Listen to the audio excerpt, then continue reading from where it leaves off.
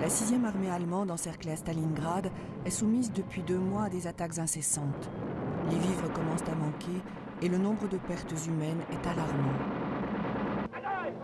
L'artillerie soviétique pilonne inlassablement les positions allemandes et les tanks T-34 détruisent les derniers panzers allemands.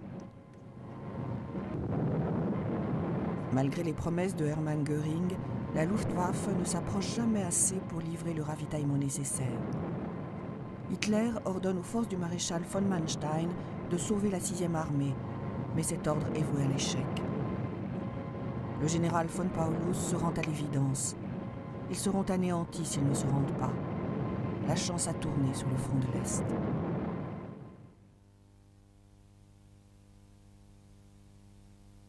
La conférence de Casablanca.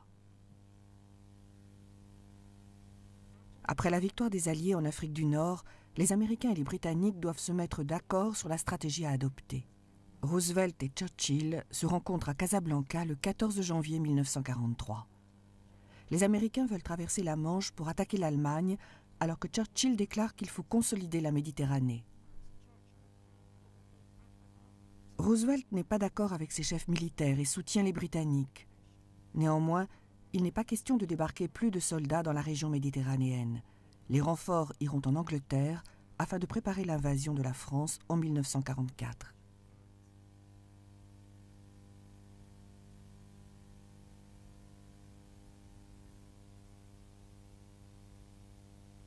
La bataille de Leningrad. Le siège de Leningrad dure environ 900 jours, de septembre 41 à janvier 44. Les Allemands ont coupé l'eau et l'électricité. Ils soumettent la population à des attaques aériennes et d'artillerie incessantes. Les 3 millions d'habitants sont en train de mourir de faim et de froid. Mais la population refuse de se rendre et met en place des usines de guerre locales et surtout une voie de ravitaillement, la route de la vie, sur le lac Ladoga qui est gelé. Ce lien vital permet de ravitailler la ville et donne la possibilité à plus de 500 000 personnes de s'échapper.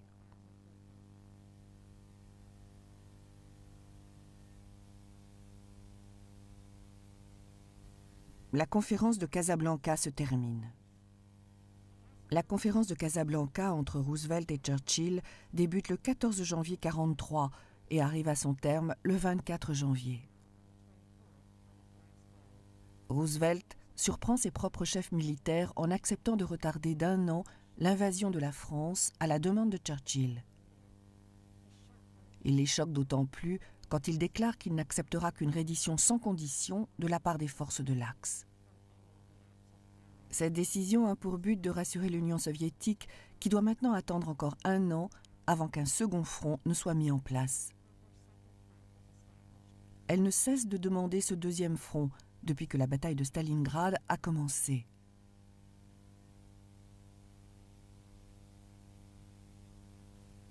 Les Soviétiques prennent Voronej.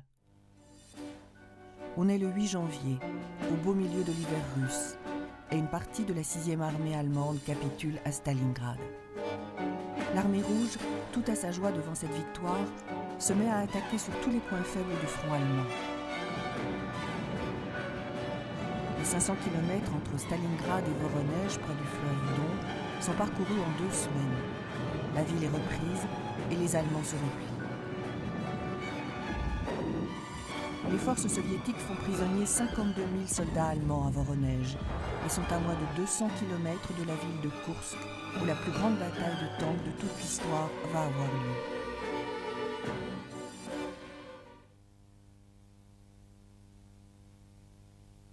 Les troupes allemandes capitulent à Stalingrad. La 6e armée du général von Paulus est encerclée à Stalingrad depuis novembre 1942. Elle est soumise à de lourdes pertes. La Luftwaffe n'arrive pas à livrer le ravitaillement. Le maréchal Erich von Manstein abandonne ses tentatives de sauvetage et le maréchal Zhukov mène une contre-offensive contre les Allemands en déployant un grand nombre de tanks T-34. Tous ces événements vont provoquer la première grande défaite allemande sur le front de l'Est. Humilié, von Paulus capitule devant le haut commandement soviétique. L'ironie, c'est que peu de jours auparavant, Adolf Hitler avait promu von Paulus, car on lui avait dit qu'aucun maréchal ne s'était jamais rendu. Il est le premier. L'armée soviétique atteint la mer d'Azov et coupe la route au groupe A de l'armée allemande. Après la chute de Stalingrad, il est important pour l'Union soviétique d'atteindre la mer. L'accès le plus proche est la pointe est de la mer Noire, à Azov, à seulement 30 km à l'ouest de la ville de Rostov. L'armée rouge rencontre une ferme opposition en traversant la vallée du Don. Les Allemands savent que s'ils perdent ce secteur, les conséquences seront lourdes. C'est le cas. Les forces soviétiques atteignent Azov le 6 février 1943 et le groupe A de l'armée allemande se retrouve isolé au sud du Don. Il n'a nulle part où aller.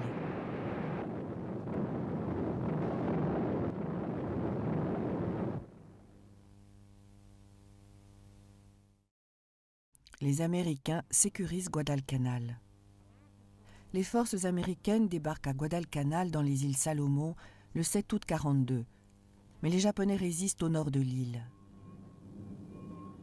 Ils ne veulent pas abandonner la base aérienne de Henderson. Chaque camp obtient des renforts. On est dans l'impasse durant 6 mois. Les combats sont acharnés et les pertes très élevées. Au début de l'année 1943, il y a plus de 50 000 soldats américains sur l'île et les Américains intensifient les attaques. Le 4 février, le quartier général de l'Empire japonais admet que Guadalcanal est perdu et il commence à évacuer. Le 8 février, les Américains contrôlent toute l'île.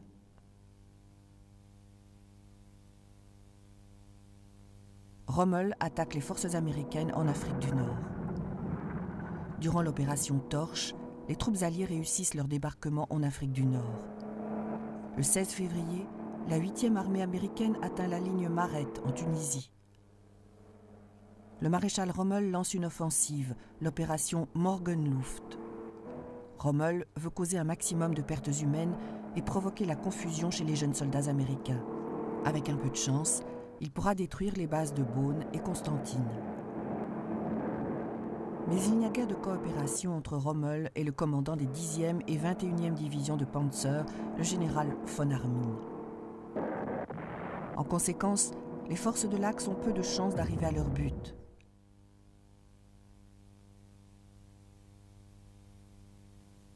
La 8e armée britannique prend Médénine.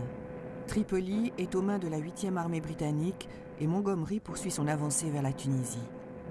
Il profite de sa position actuelle pour faire diversion pendant que les Américains arrivent par l'ouest.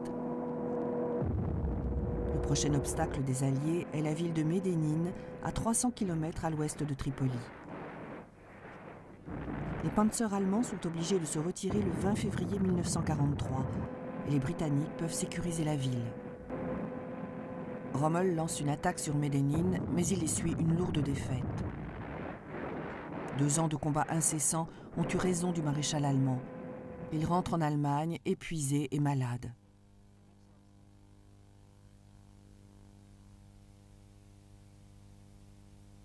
Les Alliés reprennent le col de Kasserine.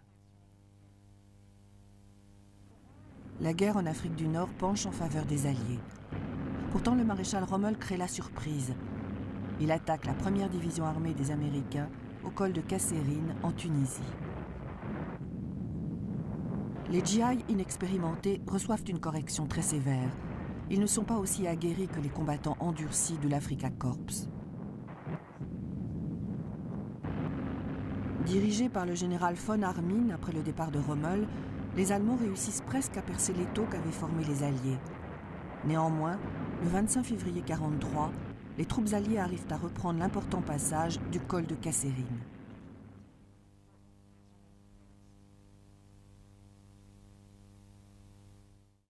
Bataille navale sur la mer de Bismarck. La mer de Bismarck, au nord de la Papouasie-Nouvelle-Guinée, sera le théâtre d'une nouvelle grande victoire pour les Alliés durant la guerre du Pacifique. Le convoi de renforts japonais est attaqué le 2 mars 1943 par des vedettes lance-torpilles et l'aviation alliée près de Lae sur le golfe de Huon. Le raid prend par surprise le commandant japonais. Il durera jusqu'au 5 mars et anéantira la flotte japonaise. La bataille de la mer de Bismarck montre à nouveau que la chance est en train de changer de camp dans la guerre du Pacifique. Les forces japonaises sont à bout. Leur production industrielle n'est pas aussi importante que celle des États-Unis.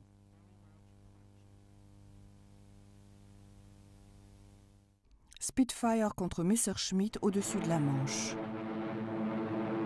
La confrontation entre les Spitfire et les Messerschmitt 109 ne s'arrête pas avec la bataille d'Angleterre. Elle se poursuit sur d'autres théâtres de la guerre. Les pilotes de la bataille d'Angleterre sont considérés comme des vétérans malgré leur jeune âge. Pour la plupart, ils n'ont que 20 ans. Mais ils sont prêts à se battre jusqu'à la fin de la guerre, même si la mort les guette à tout moment. Le 3 mars 1943, un escadron de Spitfire de la RAF est sur le chemin du retour. Il rencontre un groupe de Messerschmitt au nord des îles anglo-normandes. 4 Allemands seront abattus durant ce combat aérien. Il n'y aura aucune perte britannique.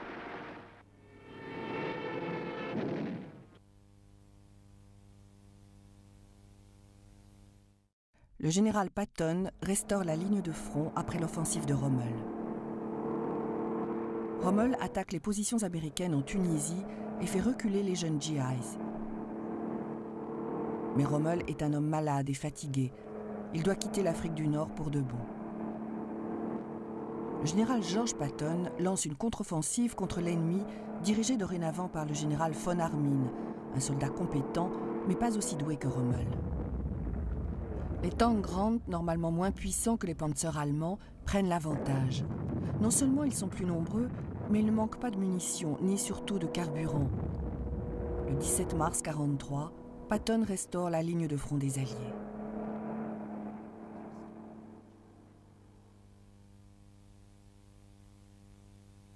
La 8e armée britannique attaque la ligne de Maret en Tunisie. L'étau autour des forces de l'Axe se resserre. Après l'échec retentissant de la contre-offensive de Rommel à Médénine, la 8e armée de Montgomery se rapproche des défenses de la ligne de Maret. Le 20 mars, Montgomery lance l'offensive et envoie un détachement dans le sud qui rend plus vulnérable le flanc droit de la ligne de Maret. Comme les Allemands sont sous pression sur 2 fronts, ils doivent céder. De plus, ils ne peuvent obtenir des renforts puisque la première armée américaine a rouvert son offensive à l'ouest. Et les rats du désert percent la ligne de Maret.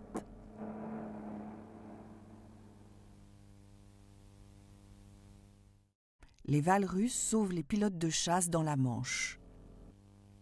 Les pilotes de chasse britanniques qui rencontrent des ennuis, soit en escortant des bombardiers, soit en patrouillant au-dessus de la Manche, sont souvent obligés de faire un amérissage forcé. Des patrouilles sont constamment à la recherche de survivants. Quand ils sont localisés, un hydravion, dans la plupart des cas un Val russe, va les récupérer. Il faut tout tenter pour aider un camarade. En dépit des risques, on ne peut pas le laisser en perdition. Il faut faire quelque chose. Il faut dire la vérité, le sauvetage d'un pilote de chasse n'est pas un acte désintéressé. À l'époque, un Spitfire 9 coûte environ 2 000 livres, tandis que la formation d'un pilote est évaluée à 20 000 livres. Les Alliés prennent Tunis et Bizerte. Au début du mois de mai 1943, les forces allemandes en Afrique du Nord se replient progressivement vers Bizerte et Tunis. Tout a été pensé pour repousser les Allemands hors de la Tunisie et de l'Afrique du Nord. L'offensive est lancée le 6 mai par un solide barrage d'artillerie. Les affrontements sont violents. 13 divisions allemandes se retrouvent face à 19 divisions alliées et 130 Panzers doivent riposter à 1300 tanks alliés. C'est inévitable. Le 7 mai, Bizerte et Tunis tombent et la guerre en Afrique du Nord est presque terminée. La Tunisie tombe. Les forces alliées encerclent complètement les Allemands à Bizerte et Tunis dès le 7 mai 1943. Environ 250 000 soldats allemands et italiens se rendent et le général en chef, von Armin, est lui-même capturé le 12 mai. Le représentant de toutes les forces de l'Axe en Afrique du Nord, le maréchal italien Giovanni Messe, capitule devant les forces néo-zélandaises le 13 mai. Le général Alexander envoie le télégramme suivant à Churchill. « Monsieur, je dois vous annoncer que la campagne de Tunisie est terminée. L'ennemi a cessé de résister. Nous contrôlons toute l'Afrique du Nord. La guerre du désert est finie. La bataille des convois s'étend. La pression des U-boats sur les convois de l'Atlantique Nord change radicalement durant le premier semestre 1943. En janvier, la perte en tonnage est de 203 000 tonnes et en février, elle s'élève à 359 000 tonnes. En mars, on atteint une perte gigantesque, 627 000 tonnes. Mais les chiffres pour avril et mai sont respectivement de 245 000 et 165 000 tonnes. En juin, cela se réduit à seulement 18 000 tonnes.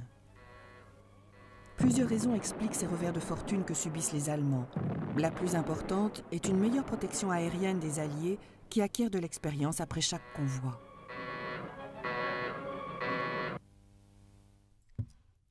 La bataille de Kursk commence. La bataille de Kursk, la plus grande bataille terrestre de l'histoire, commence le 5 juillet 1943. L'avancée rapide de l'armée rouge vers l'ouest a créé un saillant autour de la ville de Kursk. Le haut commandement allemand décide d'attaquer au nord et au sud. Plus de 2 millions d'hommes sont engagés dans cette bataille, ainsi que 3 000 tanks, 18 000 canons et plus de 5 000 avions. Adolf Hitler l'a su avec beaucoup d'attention et déclare « Notre victoire à Kursk illuminera le monde entier ». Mais les Russes sont au courant de leur plan et ils prennent les devants. Les Allemands ne s'en remettront pas.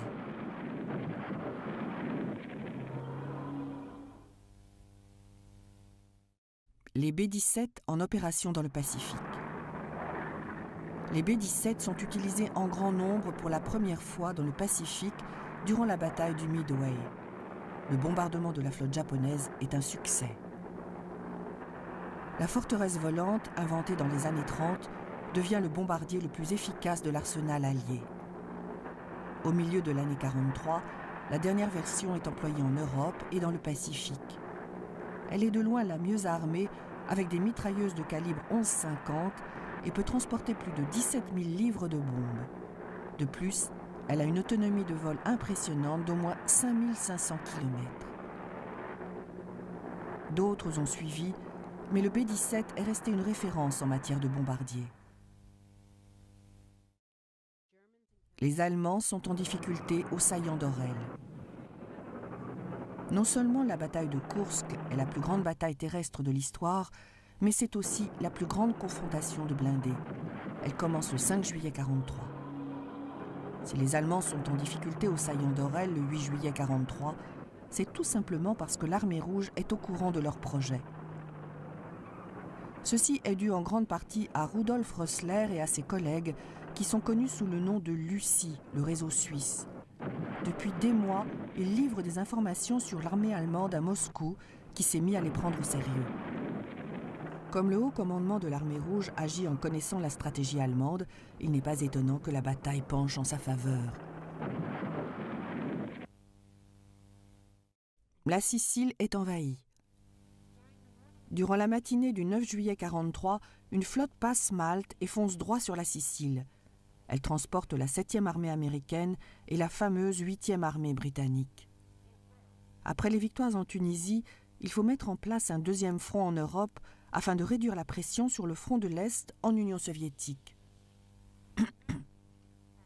Les Américains veulent envahir l'Europe en passant par la Manche, mais les Britanniques pensent qu'envahir la Sicile serait plus judicieux. L'invasion débute le 10 juillet. Les Américains débarquent à Gela, sur la côte sud, pendant que les Britanniques débarquent plus à l'est. Le premier débarquement allié en Europe est une réussite.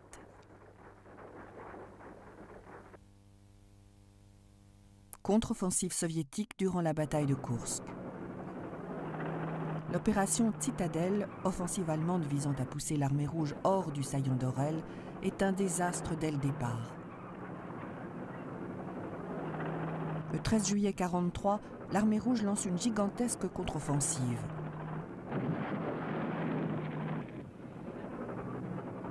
Rien ne peut arrêter les Russes. Le 23 juillet, les Allemands sont repoussés hors du saillant.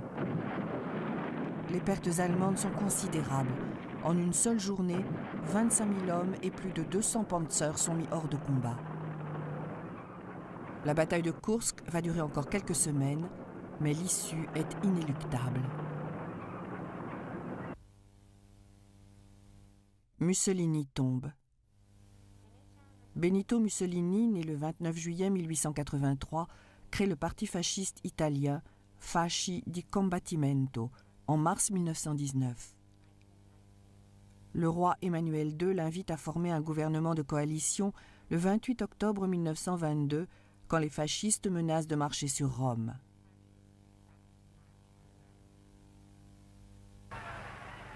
Mussolini, qu'on surnomme le Duce, entraîne l'Italie dans la Seconde Guerre mondiale en juin 1940. Mais le pays n'est pas prêt et essuie de nombreuses défaites militaires. En conséquence, Mussolini est congédié par le roi le 25 juillet 1943.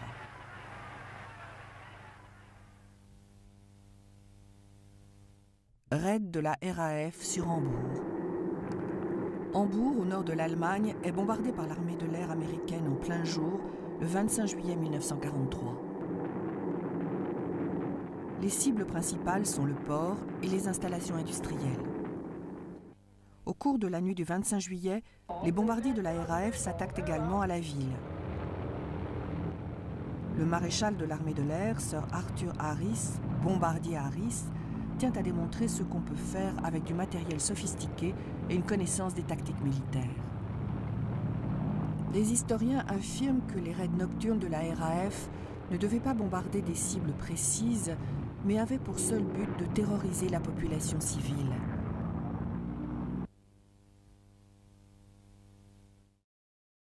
Les forces soviétiques prennent Orel. La bataille de Koursk débute le 5 juillet 1943. Elle entrera dans les annales comme la plus grande bataille terrestre de l'histoire. Le but de cette opération, dont le nom de code allemand est Opération Citadelle, est de reprendre le saillant d'Orel à l'armée rouge. Les Allemands attaquent par le nord et le sud pour couper les forces principales des Soviétiques et les prendre en tenaille. Mais ils ne font qu'une percée minime dans le saillant d'Orel. Une gigantesque contre-offensive de l'armée rouge repousse les Allemands hors du saillant. Le 5 août, après d'intenses combats, les villes d'Orel et de Belgorod sont à nouveau aux mains des Soviétiques.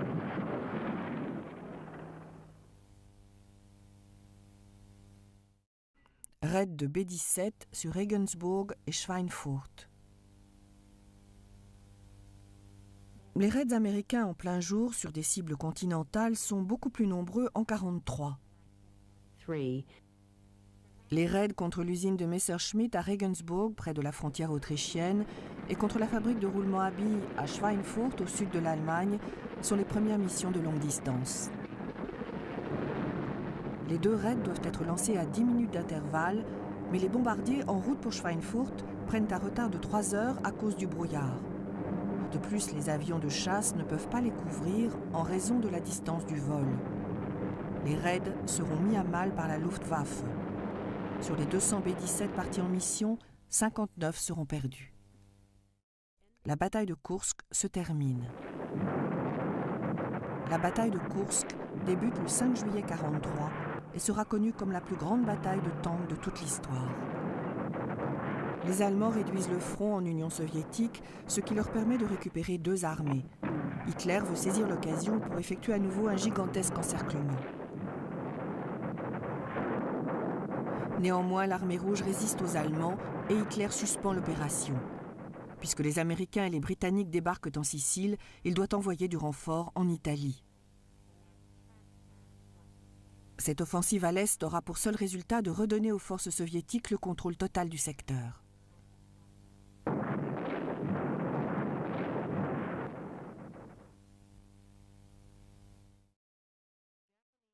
Les Japonais évacuent New Georgia et d'autres îles Salomon. Les forces japonaises et alliées se livrent d'âpres combats pour les îles Salomon, qui sont d'une grande importance stratégique. Cependant, les Américains sont en train de prendre le dessus. Le 28 août 1943, les Japonais prennent la décision d'évacuer New Georgia et d'autres îles Salomon afin de consolider leur position à Bougainville et en Nouvelle-Bretagne.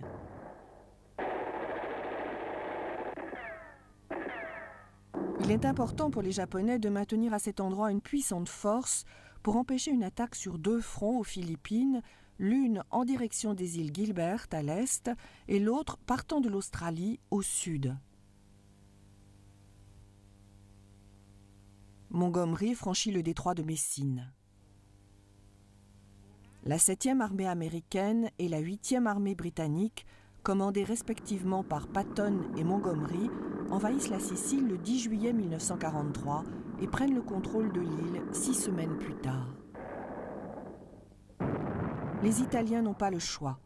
Le gouvernement récemment formé par le maréchal Badoglio fait savoir par des voies diplomatiques qu'il veut négocier.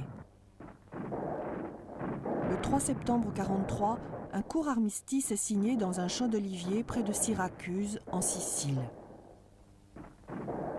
Le moment est approprié pour la 8e armée britannique. Elle peut franchir le détroit de Messine pour atteindre le sud de l'Italie. Les forces alliées débarquent à Salerne, en Italie. Le gouvernement italien de Badoglio, le maréchal antifasciste, signe un armistice avec les Alliés à Syracuse le 3 septembre 1943. Le 8 septembre, on annonce la reddition de l'Italie. Les Alliés informent le gouvernement Badoglio qu'ils vont débarquer au nord de Rome et qu'ils coopéreront avec les troupes italiennes si elles attaquent les unités allemandes au même moment.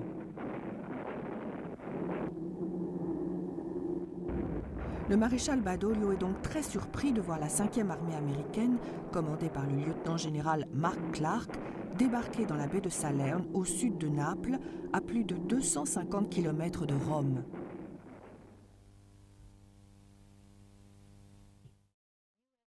Les Américains et les Britanniques se rejoignent à Eboli. Après la traversée du détroit de Messine par la 8e armée britannique, le débarquement de la 5e armée américaine dans la baie de Salerne et l'occupation du port de Tarente par les Britanniques, il est prévu que ces trois forces se rejoignent immédiatement. Mais le commandant en chef allemand, le maréchal Kesselring, voit les choses différemment. Grâce à une défense intelligente, il bloque l'avancée des Alliés et arrête leur progression le long de la côte italienne. Le retard est tel qu'il faut attendre le 20 septembre pour que les forces britanniques et américaines arrivent à se rejoindre près d'Eboli, et ce, après des combats acharnés et de lourdes pertes.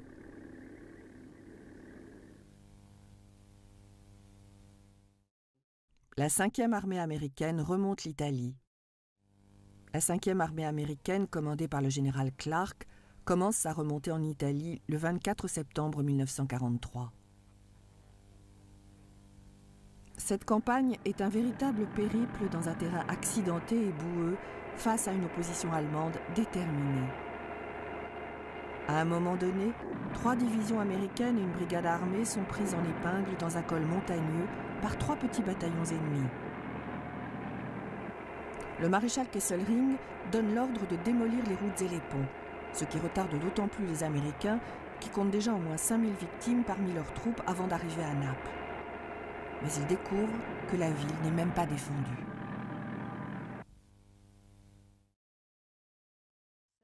L'armée soviétique libère Smolensk.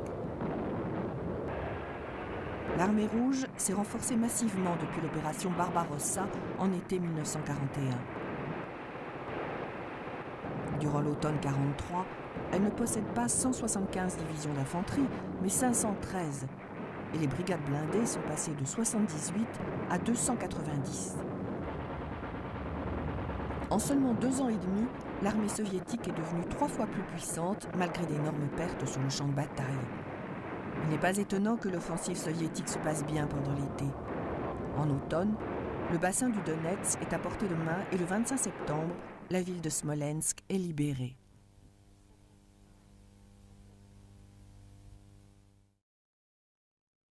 La 5e armée américaine entre dans Naples. Alors que la 5e armée américaine, commandée par le général Clark, poursuit son périple vers le nord, un journal américain annonce en gros titres « Naples aujourd'hui, Rome demain ». Il est vrai que les forces du général Clark ont affaibli l'opposition allemande, mais personne ne peut prétendre que la campagne d'Italie n'est qu'une promenade de santé. Les principales défenses allemandes ont reculé de 30 km, et quand les Américains entrent dans la ville, il y a peu de résistance.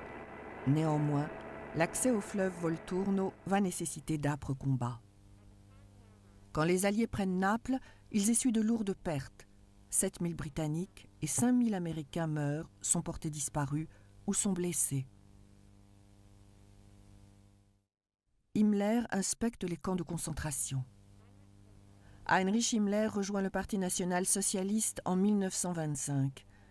Il devient le chef des tout premiers SS, puis celui de la Gestapo. Comme il dirige les forces de police allemandes de 1936 à 1945, il est chargé de l'extermination des Juifs et de la suppression de toute opposition au régime. Himmler prend le problème juif au sérieux et travaille avec ardeur pour maintenir une efficacité maximum dans les camps de la mort qu'il inspecte régulièrement. Le chef de la Gestapo est capturé par l'armée britannique en avril 1945.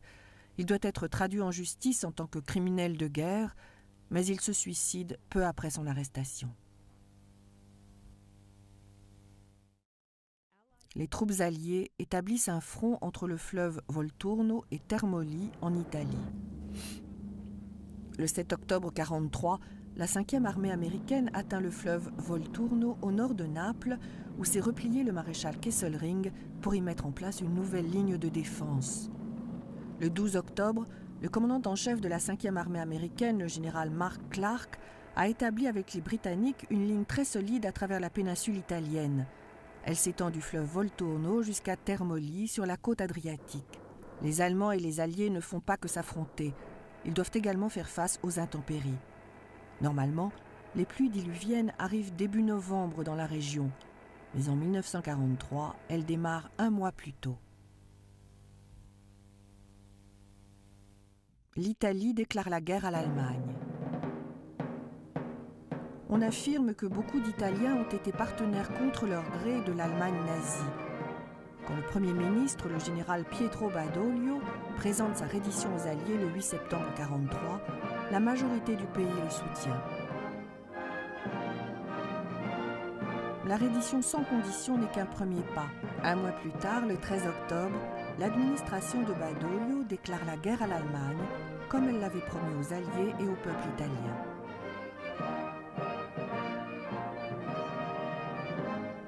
Au même moment, le gouvernement italien se réorganise sur des bases plus larges, plus démocratiques et plus en phase avec son époque.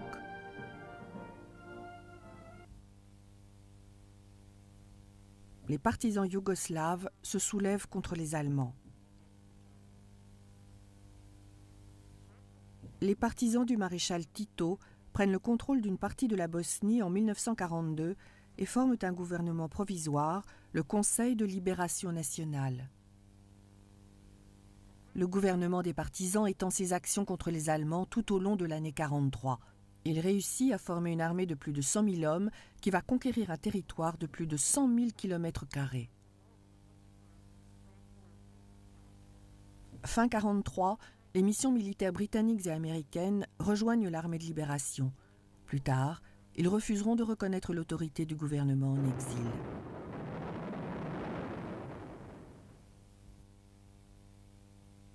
Le Corsair entre en action dans le Pacifique.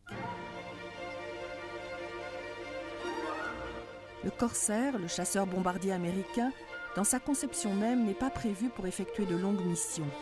Sa visibilité est faible et sa boîte de vitesse se fragilise lors de l'atterrissage. Néanmoins, ces problèmes une fois résolus, le Corsair sera d'une grande utilité pour la Royal Navy ainsi que pour la marine américaine.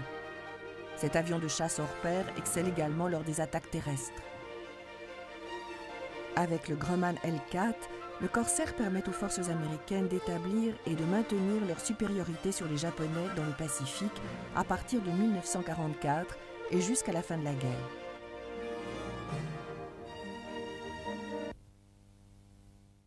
Les Marines débarquent à Bougainville. Les offensives américaines dans les îles Salomon, qui sont d'une grande importance stratégique, obligent les Japonais en 1943 à abandonner Bougainville. Le 1er novembre 1943, un débarquement américain permet de sécuriser les ports de l'île et les terrains d'aviation qui ont servi aux opérations japonaises à Guadalcanal. Le débarquement dans la baie de l'Impératrice Augusta contourne les forces japonaises et sécurise une tête de pont importante.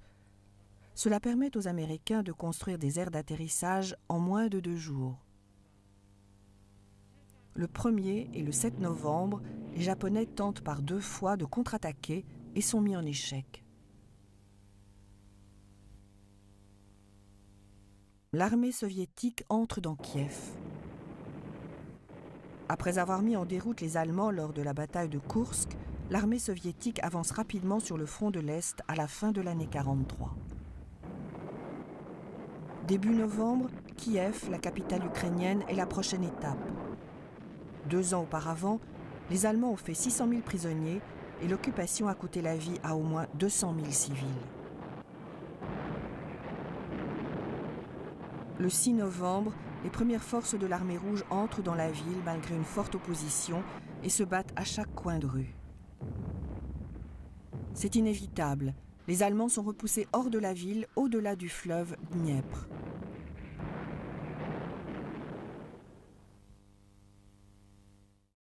Les tanks T-34 soviétiques contre les Tigres allemands. Il faut savoir que les premiers tanks allemands ne sont pas très puissants. S'ils prennent le dessus, c'est grâce à leur déploiement audacieux. Le puissant char Tigre arrive sur le champ de bataille bien plus tard et sur le front de l'Est, il se retrouve face au T-34 soviétique. D'ailleurs, c'est la supériorité du T-34 devant les Panzers allemands qui pousse les Allemands à concevoir et à fabriquer dans l'urgence le char Tigre. Mais le travail est bâclé. Malgré sa puissance de feu, il est tellement massif qu'il devient difficile à manœuvrer et tombe souvent en panne. Bien que le Tigre soit capable de détruire n'importe quel tank allié, le T-34 n'en reste pas moins le meilleur des tanks. La RAF largue 350 bombes de 2 tonnes sur Berlin. L'armée de l'air américaine et la RAF lancent des raids contre l'Allemagne depuis la bataille d'Angleterre en automne 1940. Tandis que les bombardiers américains effectuent des raids en plein jour contre des cibles militaires spécifiques et identifiables, les raids de la RAF ont lieu la nuit, surtout si les chasseurs ne sont pas disponibles pour les escorter. Le 18 novembre 1943, les bombardiers de la RAF ont pour cible Berlin. Pas moins de 350 bombes de 2 tonnes sont larguées sur la capitale allemande. Ce bombardement incessant durera jusqu'en mai 1945.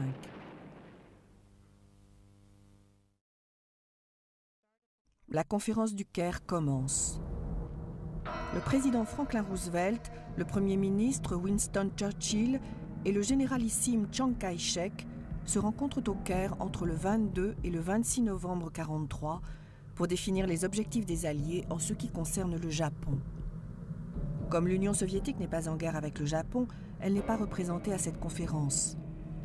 Quelques jours plus tard, le 1er décembre, le gouvernement américain produit une déclaration signée par tous les participants dans laquelle ils affirment leur détermination de poursuivre la guerre jusqu'à la reddition sans condition du Japon. Les signataires déclarent que leur gouvernement ne désire aucune conquête territoriale.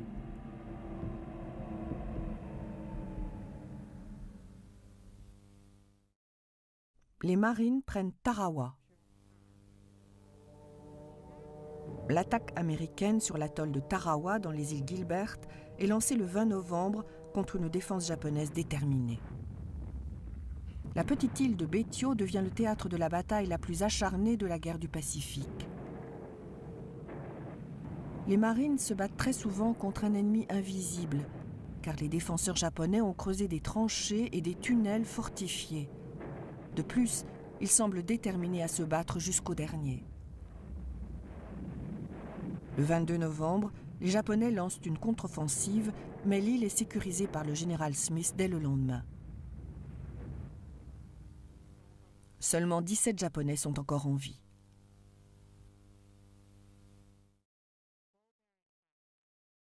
L'usine de roulement à billes, dans la Ruhr, est bombardée. Le cœur industriel allemand, en particulier la vallée de la Ruhr, est une cible évidente pour les raids alliés en Europe. Le commandement des bombardiers américains, qui se trouve en Angleterre, lance une série de raids en plein jour qui endommagent gravement la production de matériel militaire allemand. L'attaque de l'usine de roulement à billes dans la Ruhr, le 25 novembre 1943, en est un exemple. Des B-17 armés jusqu'aux dents, avec ou sans escorte de chasseurs, volent en rang serré et pénètrent l'espace aérien allemand en toute impunité, tout en mitraillant les Messerschmitt qui se font de plus en plus rares.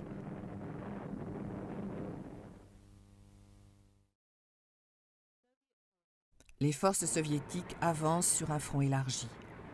On est le 3 décembre 1943 et depuis plus d'un an, l'armée rouge a pris l'avantage sur le front de l'Est. Elle progresse sur un front large et rarement menacée. Non seulement l'hiver russe a été éprouvant pour les Allemands, mais maintenant, ils ont devant eux une armée plus entraînée et mieux commandée, et les renforts qu'ils obtiennent ne sont composés que de jeunes recrues inexpérimentés. La bataille de Koursk a vidé l'armée allemande de ses hommes et de son matériel vital, les tanks, l'artillerie et les avions. Même si l'Union soviétique a essuyé des pertes similaires, elle n'a pas de difficulté à les remplacer. Rommel est nommé commandant en chef de la forteresse européenne. Il est évident pour le haut commandement allemand que les Alliés préparent un débarquement sur la côte atlantique européenne. Cela fait déjà quelque temps qu'Hitler a ordonné la construction d'un mur en Normandie, et cette barrière impressionnante est sur le point d'être mise à l'épreuve. Le 12 décembre 1943, le maréchal Erwin Rommel est nommé commandant en chef des forces allemandes postées sur les côtes de la Manche, le groupe armé B. Il s'occupe de la forteresse européenne, le nom donné au mur de l'Atlantique. Le renard du désert n'est sûrement pas très enthousiaste devant ces installations. Son concept de la guerre est bien différent. Les forces soviétiques attaquent le saillant de Kiev. Tout le front russe, de Smolensk à la mer Noire, évolue depuis septembre 1943 et la grande ville de Kiev est prise par l'armée rouge le 6 novembre. Le saillant près de Kiev tenu par les Allemands et créé par l'avancée rapide des forces soviétiques est pris d'assaut le 26 décembre, au moment où les Allemands doivent affronter un hiver encore plus rude et plus terrifiant que les deux précédents. Vu les conditions, il est difficile de dire quel est le plus grand danger pour les Allemands. Est-ce l'armée rouge ou l'hiver glacial? En tout cas, le nombre de victimes augmente de façon alarmante. Les marines prennent le terrain d'aviation du cap Gloucester. Le jour de Noël 1943, une flotte gigantesque remonte le détroit de Vitiaz entre la Papouasie-Nouvelle-Guinée et la Nouvelle-Bretagne. La première division de marine va débarquer au cap Gloucester à l'ouest de la Nouvelle-Bretagne. Il faut sécuriser l'île, mais avant tout, il faut prendre le terrain d'aviation du cap Gloucester, dont se servent les Japonais pour lancer des raids et bombarder la Papouasie-Nouvelle-Guinée, les îles Salomon et même l'Australie. Comme la plupart des territoires occupés par les Japonais dans le Pacifique, cette position est âprement défendue. Mais les marines sont mieux équipés et ils investissent le terrain d'aviation le 29 décembre.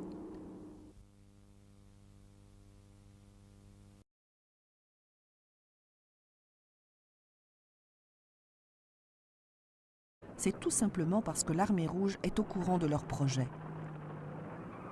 Ceci est dû en grande partie à Rudolf Rössler et à ses collègues qui sont connus sous le nom de l'UCI, le réseau suisse.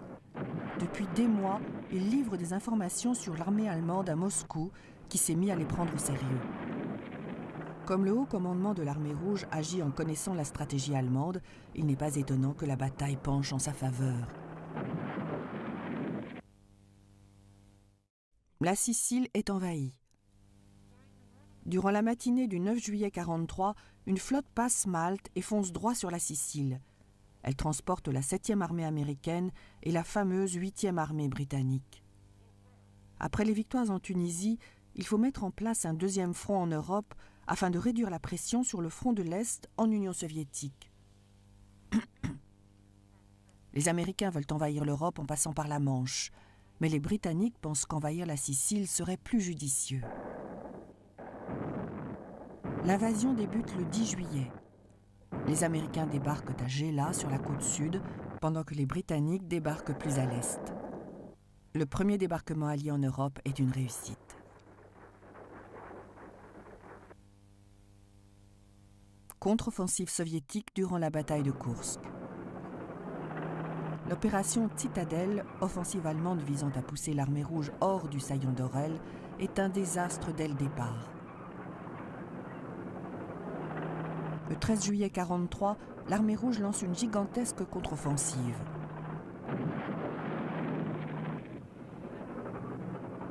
Rien ne peut arrêter les Russes.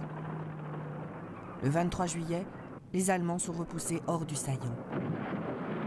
Les pertes allemandes sont considérables. En une seule journée, 25 000 hommes et plus de 200 panzers sont mis hors de combat. La bataille de Koursk va durer encore quelques semaines, mais l'issue est inéluctable. Mussolini tombe. Benito Mussolini, né le 29 juillet 1883, crée le parti fasciste italien Fasci di Combattimento en mars 1919. Le roi Emmanuel II l'invite à former un gouvernement de coalition le 28 octobre 1922, quand les fascistes menacent de marcher sur Rome.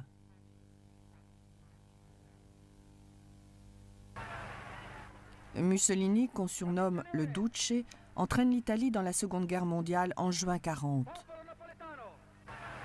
Mais le pays n'est pas prêt et essuie de nombreuses défaites militaires. En conséquence, Mussolini est congédié par le roi le 25 juillet 1943. Sans condition du Japon. Les signataires déclarent que leur gouvernement ne désire aucune conquête territoriale.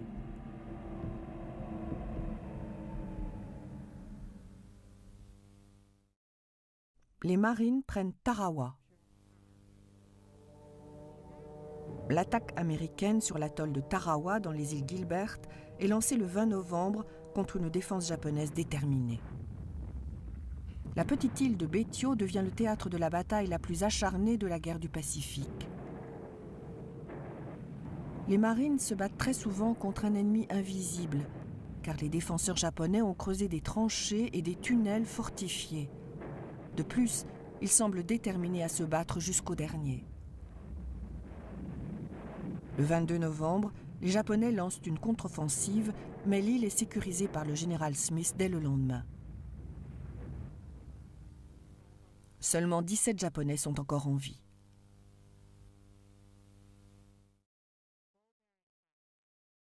L'usine de roulement à billes, dans la Ruhr, est bombardée. Le cœur industriel allemand, en particulier la vallée de la Ruhr, est une cible évidente pour les raids alliés en Europe. Le commandement des bombardiers américains, qui se trouve en Angleterre, lance une série de raids en plein jour qui endommagent gravement la production de matériel militaire allemand. L'attaque de l'usine de roulement à billes dans la Ruhr, le 25 novembre 1943, en est un exemple. Des B-17 armés jusqu'aux dents, avec ou sans escorte de chasseurs, volent en rang serré et pénètrent l'espace aérien allemand en toute impunité, tout en mitraillant les Messerschmitt qui se font de plus en plus rares.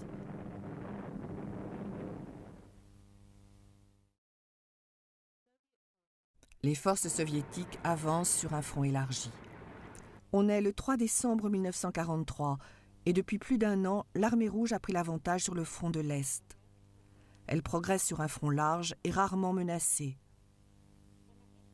Non seulement l'hiver russe a été éprouvant pour les Allemands, mais maintenant, ils ont devant eux une armée plus entraînée et mieux commandée, et les renforts qu'ils obtiennent ne sont composés que de jeunes recrues inexpérimentés.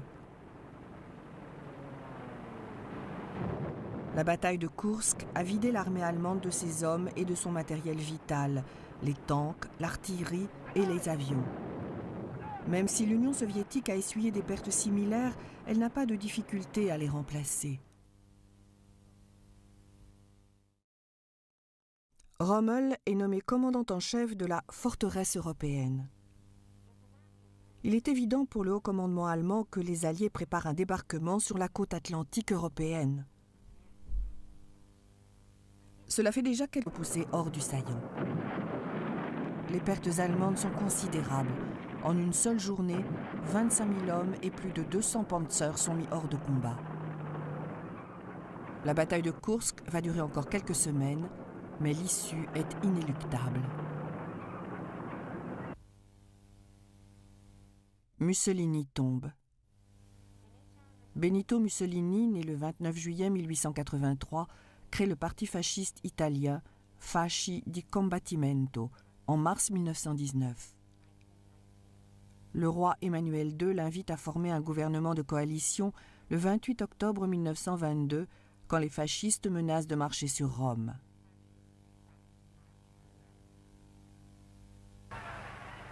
Mussolini, qu'on surnomme le Duce, entraîne l'Italie dans la Seconde Guerre mondiale en juin 1940. Mais le pays n'est pas prêt et essuie de nombreuses défaites militaires. En conséquence, Mussolini est congédié par le roi le 25 juillet 1943.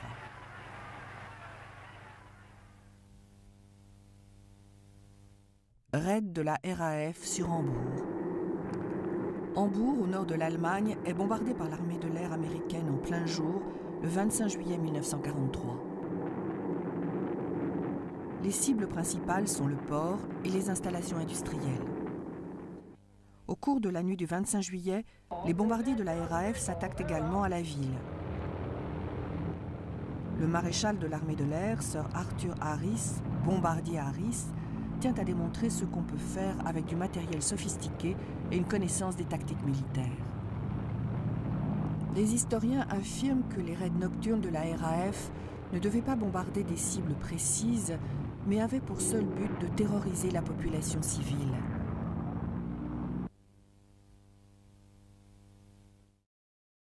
Les forces soviétiques prennent Orel.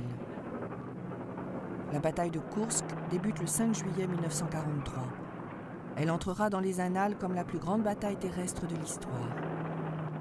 Le but de cette opération, dont le nom de code allemand est Opération Citadelle, est de reprendre le saillant d'Orel à l'armée rouge. Les Allemands attaquent par le nord et le sud pour couper les forces principales des Soviétiques et les prendre en tenaille, mais ils ne font qu'une percée minime dans le saillant d'Orel.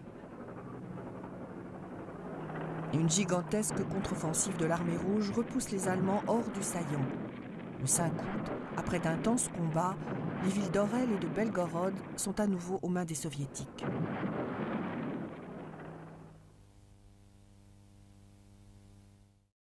Raid de B-17 sur Regensburg et Schweinfurt.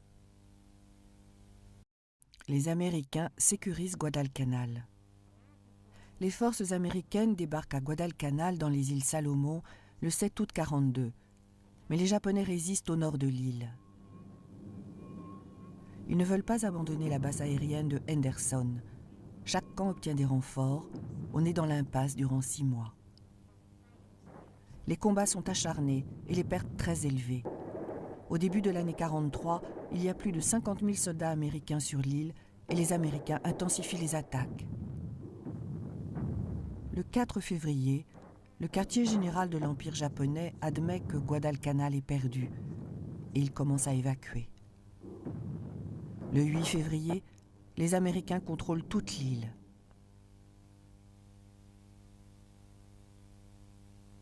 Rommel attaque les forces américaines en Afrique du Nord. Durant l'opération Torche, les troupes alliées réussissent leur débarquement en Afrique du Nord. Le 16 février, la 8e armée américaine atteint la ligne Mareth en Tunisie. Le maréchal Rommel lance une offensive, l'opération Morgenluft. Rommel veut causer un maximum de pertes humaines et provoquer la confusion chez les jeunes soldats américains. Avec un peu de chance, il pourra détruire les bases de Beaune et Constantine. Mais il n'y a guère de coopération entre Rommel et le commandant des 10e et 21e divisions de Panzer, le général von Armin. En conséquence, les forces de l'Axe ont peu de chances d'arriver à leur but.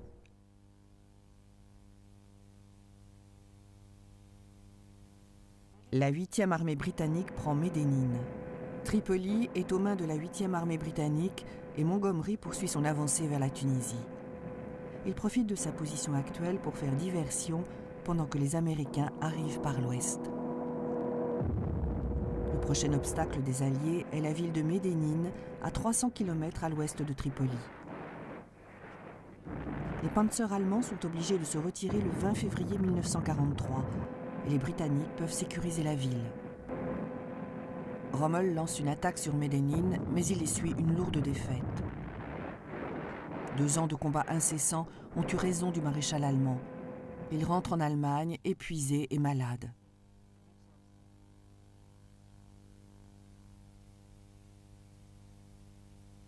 Les Alliés reprennent le col de Kasserine. La guerre en Afrique du Nord penche en faveur des Alliés. Pourtant, le maréchal Rommel crée la surprise. Il attaque la 1re division armée des Américains au col de Kasserine, en Tunisie. Les GI inexpérimentés reçoivent une correction très sévère. Ils ne sont pas aussi aguerris que... L'usine de roulement à billes, dans la Ruhr, est bombardée. Le cœur industriel allemand, en particulier la vallée de la Ruhr, est une cible évidente pour les raids alliés en Europe. Le commandement des bombardiers américains, qui se trouve en Angleterre, lance une série de raids en plein jour qui endommagent gravement la production de matériel militaire allemand. L'attaque de l'usine de roulement à billes dans la Ruhr, le 25 novembre 1943, en est un exemple. Des B-17 armés jusqu'aux dents, avec ou sans escorte de chasseurs, volent en rang serré et pénètrent l'espace aérien allemand en toute impunité, tout en mitraillant les Messerschmitt qui se font de plus en plus rares.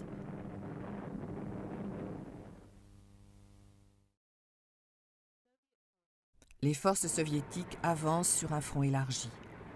On est le 3 décembre 1943 et depuis plus d'1 an, l'armée rouge a pris l'avantage sur le front de l'Est. Elle progresse sur un front large et rarement menacé. Non seulement l'hiver russe a été éprouvant pour les Allemands, mais maintenant, ils ont devant eux une armée plus entraînée et mieux commandée, et les renforts qu'ils obtiennent ne sont composés que de jeunes recrues inexpérimentés. La bataille de Koursk a vidé l'armée allemande de ses hommes et de son matériel vital, les tanks, l'artillerie et les avions. Même si l'Union soviétique a essuyé des pertes similaires, elle n'a pas de difficulté à les remplacer. Rommel est nommé commandant en chef de la forteresse européenne. Il est évident pour le haut commandement allemand que les Alliés préparent un débarquement sur la côte atlantique européenne. Cela fait déjà quelque temps qu'Hitler a ordonné la construction d'un mur en Normandie, et cette barrière impressionnante est sur le point d'être mise à l'épreuve. Le 12 décembre 1943, le maréchal Erwin Rommel est nommé commandant en chef des forces allemandes postées sur les côtes de la Manche, le groupe armé B. Il s'occupe de la forteresse européenne, le nom donné au mur de l'Atlantique. Le renard du désert n'est sûrement pas très enthousiaste devant ces installations. Son concept de la guerre est bien différent. Les forces soviétiques attaquent le saillant de Kiev. Tout le front russe, de Smolensk à la mer Noire, évolue depuis septembre 1943 et la grande ville de Kiev est prise par l'armée rouge le 6 novembre.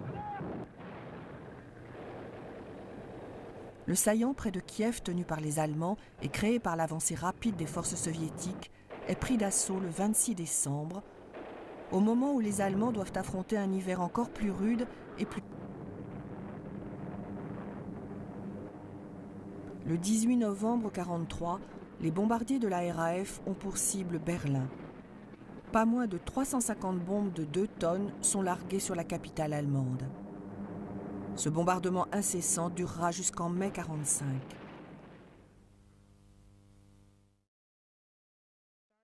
La conférence du Caire commence. Le président Franklin Roosevelt, le premier ministre Winston Churchill et le généralissime Chiang Kai-shek se rencontrent au Caire entre le 22 et le 26 novembre 1943 pour définir les objectifs des Alliés en ce qui concerne le Japon. Comme l'Union soviétique n'est pas en guerre avec le Japon, elle n'est pas représentée à cette conférence. Quelques jours plus tard, le 1er décembre, le gouvernement américain produit une déclaration signée par tous les participants dans laquelle ils affirment leur détermination de poursuivre la guerre jusqu'à la reddition sans condition du Japon. Les signataires déclarent que leur gouvernement ne désire aucune conquête territoriale.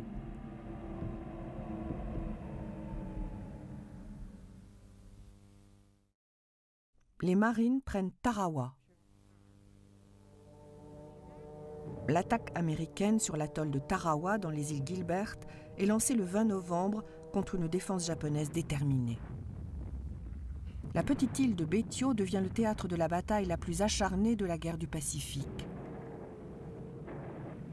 Les marines se battent très souvent contre un ennemi invisible, car les défenseurs japonais ont creusé des tranchées et des tunnels fortifiés. De plus, ils semblent déterminés à se battre jusqu'au dernier. Le 22 novembre, les Japonais lancent une contre-offensive, mais l'île est sécurisée par le général Smith dès le lendemain. Seulement 17 Japonais sont encore en vie.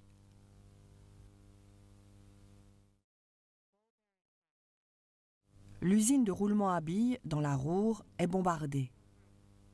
Le cœur industriel allemand, en particulier la vallée de la Ruhr, est une cible évidente pour les raids alliés en Europe. Le commandement des bombardiers américains, qui se trouve en Angleterre, lance une série de raids en plein jour qui endommagent gravement la production de matériel militaire allemand. L'attaque de l'usine de roulement à billes dans la Ruhr, le 25 novembre 1943, en est un exemple. Des B-17 armés jusqu'aux dents, avec ou sans escorte de chasseurs, volent en rang serré et pénètrent l'espace aérien allemand en toute impunité, tout en mitraillant les Messerschmitt qui se font de plus en plus rares.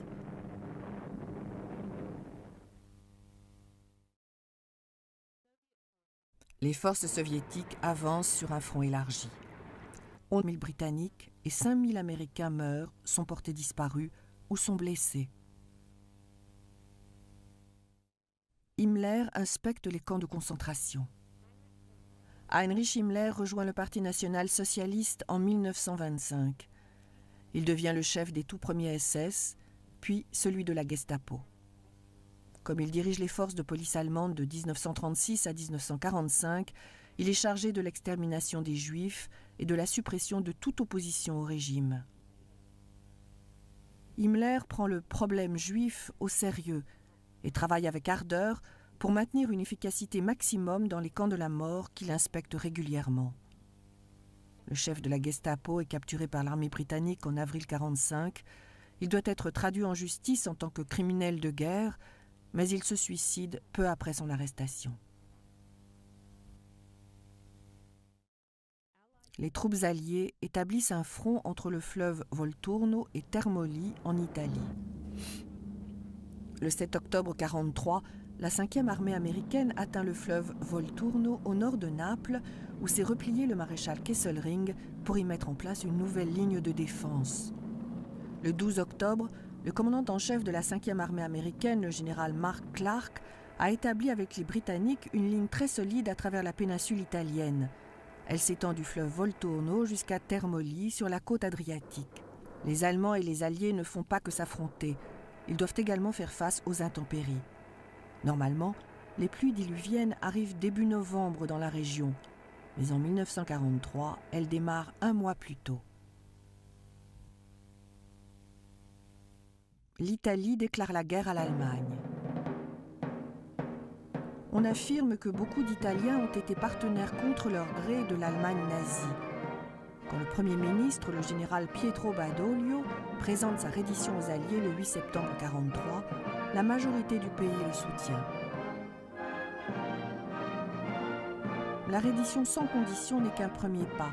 Un mois plus tard, le 13 octobre, l'administration de Badoglio déclare la guerre à l'Allemagne, comme elle l'avait promis aux Alliés et au peuple italien.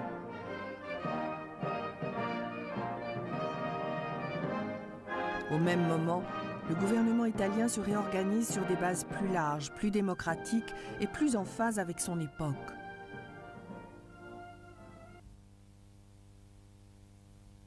Les partisans yougoslaves se soulèvent contre les Allemands. Les partisans du maréchal Tito prennent le contrôle d'une partie de la Bosnie en 1942 et forment un gouvernement provisoire, le Conseil de libération nationale. Le Guérine en Tunisie. Les GI inexpérimentés reçoivent une correction très sévère. Ils ne sont pas aussi aguerris que les combattants endurcis de l'Afrika Korps. Dirigés par le général von Armin après le départ de Rommel, les Allemands réussissent presque à percer l'étau qu'avaient formé les Alliés. Néanmoins, le 25 février 1943, les troupes alliées arrivent à reprendre l'important passage du col de Kasserine.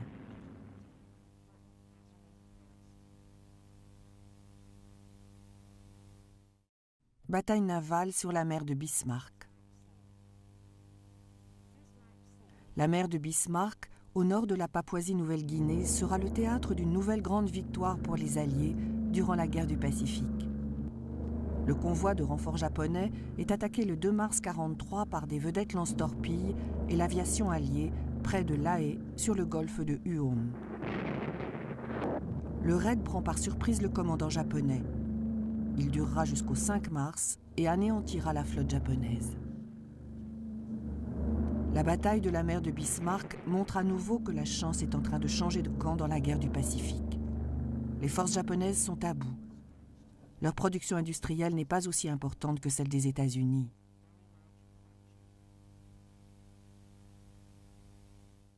Spitfire contre Messerschmitt au-dessus de la Manche. La confrontation entre les Spitfire et les Messerschmitt 109 ne s'arrête pas avec la bataille d'Angleterre. Elle se poursuit sur d'autres théâtres de la guerre. Les pilotes de la bataille d'Angleterre sont considérés comme des vétérans malgré leur jeune âge. Pour la plupart, ils n'ont que 20 ans. Mais ils sont prêts à se battre jusqu'à la fin de la guerre, même si la mort les guette à tout moment. Le 3 mars 1943, un escadron de Spitfire de la RAF est sur le chemin du retour. Il rencontre un groupe de Messerschmitt au nord des îles anglo-normandes.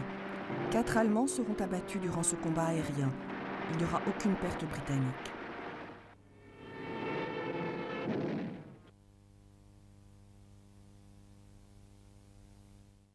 Le général Patton restaure la ligne de front après l'offensive de Rommel.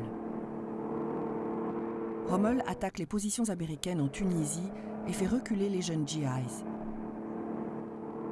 Mais Rommel est un homme malade et fatigué. Il doit quitter l'Afrique du Nord pour de bon. Le général George Patton lance une contre-offensive contre l'ennemi, dirigée dorénavant par le général von Armin, un soldat compétent, mais pas aussi doué que Rommel. Les tanks Grant, normalement moins puissants que les Panzers allemands, prennent l'avantage. Non seulement ils sont plus nombreux, mais ils ne manquent pas de munitions, ni surtout de carburant. Tout si les chasseurs ne sont pas disponibles pour les escorter. Le 18 novembre 1943, les bombardiers de la RAF ont pour cible Berlin. Pas moins de 350 bombes de 2 tonnes sont larguées sur la capitale allemande. Ce bombardement incessant durera jusqu'en mai 1945.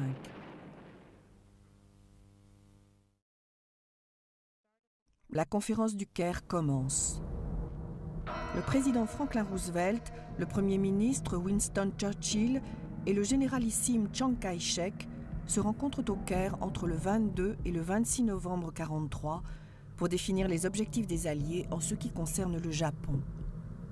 Comme l'Union soviétique n'est pas en guerre avec le Japon, elle n'est pas représentée à cette conférence.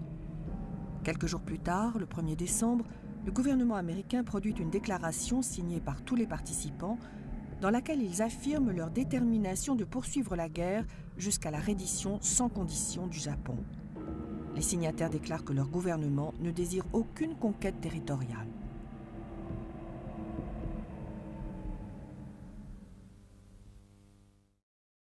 Les Marines prennent Tarawa.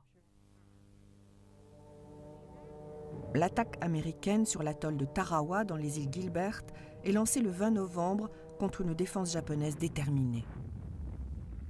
La petite île de Betio devient le théâtre de la bataille la plus acharnée de la guerre du Pacifique. Les marines se battent très souvent contre un ennemi invisible, car les défenseurs japonais ont creusé des tranchées et des tunnels fortifiés. De plus, ils semblent déterminés à se battre jusqu'au dernier. Le 22 novembre, les Japonais lancent une contre-offensive, mais l'île est sécurisée par le général Smith dès le lendemain. Seulement 17 Japonais sont encore en vie.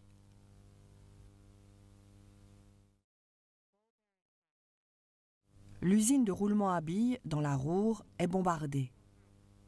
Le cœur industriel allemand, en particulier la vallée de la Ruhr, est une cible évidente pour les raids alliés en Europe. Le commandement des bombardiers américains, qui se trouve en Angleterre, lance une série de raids en plein jour qui endommagent gravement la production de matériel militaire allemand. L'attaque de l'usine de roulement à billes dans la Ruhr, le 25 novembre 1943, en est un exemple. Des B-17 armés jusqu'aux dents, avec ou sans escorte de chasseurs, volent en rang serré et pénètrent l'espace aérien allemand en toute impunité, tout en mitraillant les Messerschmitt qui se font de plus en plus rares.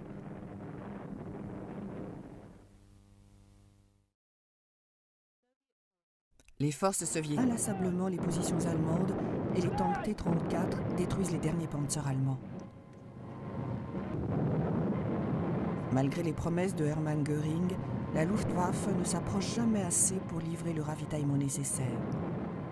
Hitler ordonne aux forces du maréchal von Manstein de sauver la 6e armée, mais cet ordre est voué à l'échec. Le général von Paulus se rend à l'évidence. Ils seront anéantis s'ils ne se rendent pas. La chance a tourné sur le front de l'Est.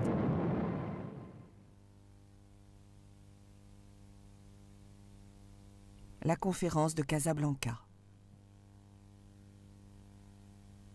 Après la victoire des Alliés en Afrique du Nord, les Américains et les Britanniques doivent se mettre d'accord sur la stratégie à adopter.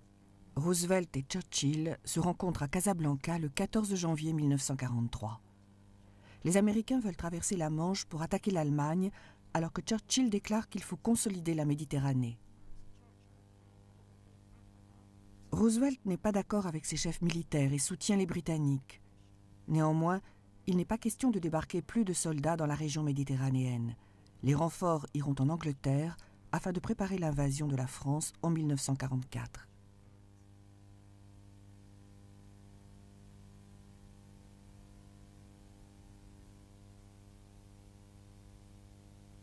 La bataille de Leningrad.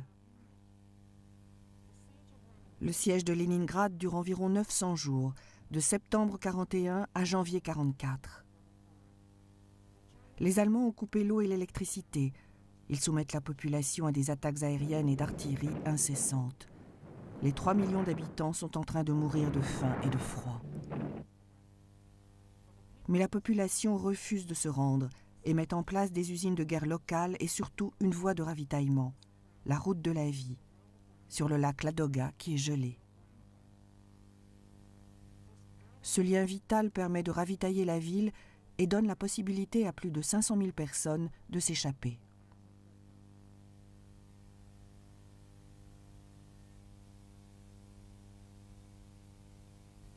La conférence de Casablanca se termine. La conférence de Casablanca entre Roosevelt et Churchill débute le 14 janvier 1943 et arrive à son terme le 24 janvier. Roosevelt surprend ses propres chefs militaires en acceptant de retarder d'1 an l'invasion de la France à la demande de Churchill. Il les choque d'autant plus quand il déclare qu'il n'acceptera qu'une reddition sans condition de la part des forces de l'Axe. Cette décision a pour but de rassurer l'Union soviétique qui doit maintenant attendre encore 1 an avant qu'un second front ne soit mis en place.